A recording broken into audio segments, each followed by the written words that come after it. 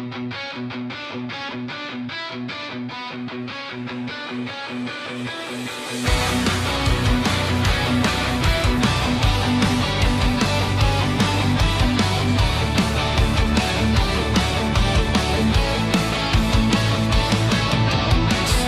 tam v dešti a nevidím cíl.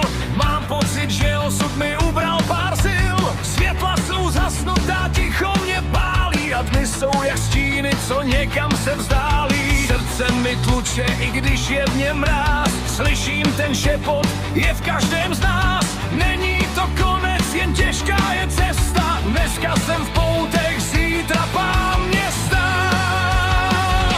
Zastavím strach, nadechnu vzduch, vždy v žilách mi proudí vítězný duch. Už nejsem oběť, už nejsem ten dole, sami určujem pravidla na tomhle poli. Pole je život a ten občas bolí.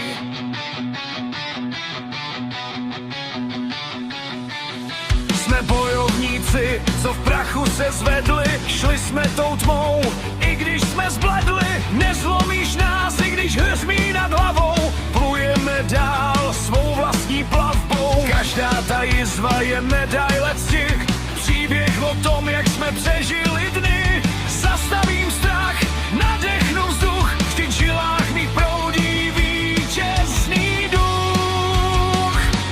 Už nejsem oběť, už nejsem ten dole, sami určuje pravidla na tomhle poli. Tohle je život a ten občas bolí.